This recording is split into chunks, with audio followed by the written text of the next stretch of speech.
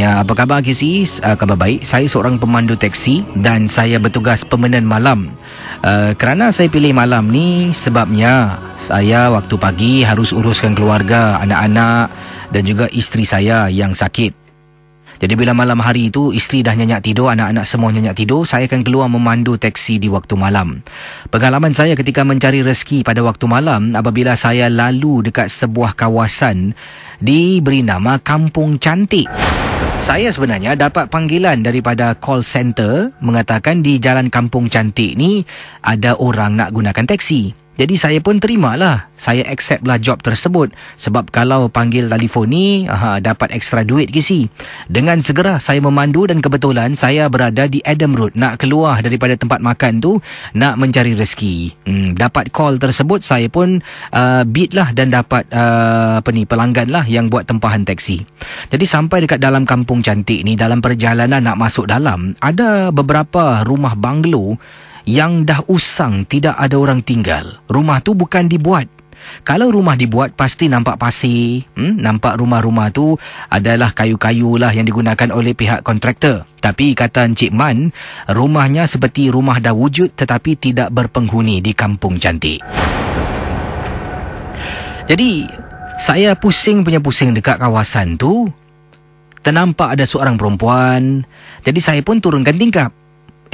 Saya turunkan, saya tanya, excuse me, you book taxi? Jadi wanita tu angguk kepalanya. Jadi saya pun suruh dia naik lah. Dia pun masuk dalam taksi saya, dia tutup pintu.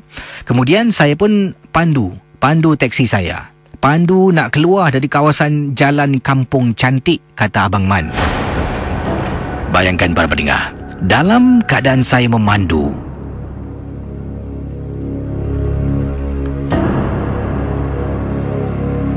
saya nampak wanita tu sedang duduk di belakang teksi, sedang menggendong bayinya. Jadi saya tengok cermin, ni orang Melayu ni. Saya pun cakap Melayu lah. Ni anak awak ke yang pertama? Dia angguk kepalanya. Oh, awak nak ke mana?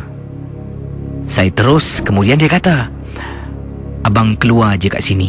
Nanti saya arahkan. Depan tu abang belok kiri Yalah, pandu punya pandu. Depan saya ni ada sistem komputer dalam teksi. Kemudian keluar satu message, passenger still waiting for you. Saya pusing belakang. Saya berhentikan teksi. Minta maaf tadi awak ke yang telefon teksi? Dia diam. Saya minta maaf, awak ke yang telefon teksi? Abang, dekat rumah kosong ni abang boleh berhentikan saya. Casey, saya buka pintu, nampak wanita tu keluar jalan, meremang belu rumah saya Casey. Saya tak berani pandang lagi, saya terus tutup pintu tempat duduk saya tu. Kemudian saya patah balik, rupa-rupanya orang tu ada keluarga Mak Sali ni. 3 orang. Bukan tempat tadi saya ambil, atas lagi sikit. Kemudian dia tanya saya, kau pergi mana? Lama kami tunggu. Oh, kata saya pada dia, saya tersalah ambil orang. Nasib baik tak kena marah.